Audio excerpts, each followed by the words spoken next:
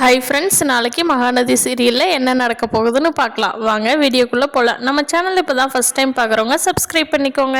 காவேரியை விஜய் வீட்டோட கொஞ்சம் தூரம் தள்ளி ட்ராப் பண்ணிடுறாரு. காவேரி அவங்களோட புது ட்ரெஸ் எல்லாம் எடுத்துகிட்டு வீட்டுக்கு வர்றாங்க. அதை பார்த்தா சாரதா, என்னடி கையில் பையா கொண்டுட்டு வர்ற, அப்பளமெல்லாம் சேல்ஸ் ஆயிடுச்சா இல்லையா அப்படின்னு கேட்குறாங்க. அம்மா அதெல்லாம் சேல்ஸ் நல்லா ஆயிடுச்சுமா, இது பக்கத்து கடையில் ட்ரெஸ் போட்டிருந்தாங்கம்மா, அதனால் கொஞ்சம் 2-3 ட்ரெஸ் வாங்கிட்டு வந்தேம்மா அப்படிங்கிறாங்க. சரிடி, ஆர்டரெல்லாம் இனிமேல் நம்மளுக்கு அதிகமாக வருமா இந்த ஸ்டால் போட்டதுனால என்ன ஏதுன்னு கேட்குறாங்க. காவேரி பதில் சொல்லிட்டு இருக்கிறப்போ பாட்டி வந்து, என்னடி காவேரி உன் முகம் பிரைட்டாக இருக்குது, என்றைக்கும் இல்லாமல் சந்தோஷமாக இருக்கிறியே, என்னாச்சு அப்படின்னு கேட்குறாங்க. பாட்டி அப்பளம் வந்துச்சு இல்லையா பாட்டி, நல்லா சேல்ஸ் ஆச்சு பாட்டி, அதனால தான் இந்த சந்தோஷமில்ல அப்படின்னு சொல்கிறாங்க காவேரி. இங்கே பார்த்தோம்னா ராகினியோட அப்பா அஜய், அவங்க அப்பா எல்லாரும் ஒன்றா இருக்கிறப்போ விஜயோட சித்தப்பா ஃபோன் பண்ணுறாரு. ஃபோன் பண்ணி, இங்கே பாரு விஜய், நீ வந்து வெண்ணிலாவை கல்யாணம் பண்ணுறதுக்கு சம்மதம் சொல்லணும், அப்படி இல்லைன்னா அன்னைக்கு ஆக்சிடெண்ட் ஆச்சு இல்லையா, அதுக்கு காரணம் நீ தான் சொல்லி நான் போய் போலீஸ்கிட்ட கம்ப்ளைண்ட் கொடுக்க போகிற விஜய் அப்படின்னு சொல்கிறாரு.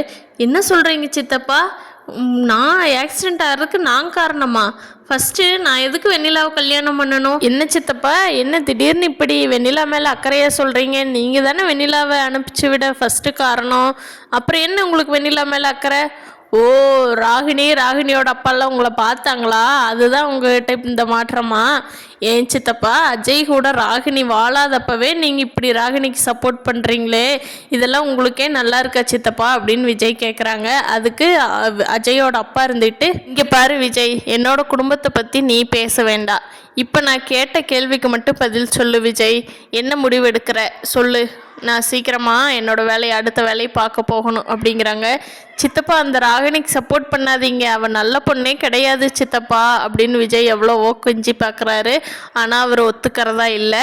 சித்தப்பா, உங்களால் என்ன முடியுமோ பண்ணிக்கிங்க, வெண்ணிலாவோட அம்மா அப்பா இறந்ததுக்கு எனக்கு எந்த சம்மந்தம் கிடையாது, எந்த போலீஸ் வந்தாலும் நான் பார்த்துக்கிறேன், நீங்கள் போய் உங்கள் வேலையை பாருங்கள் அப்படின்னு சொல்லிட்டு விஜய் ஃபோனை கட் பண்ணிடுறாங்க.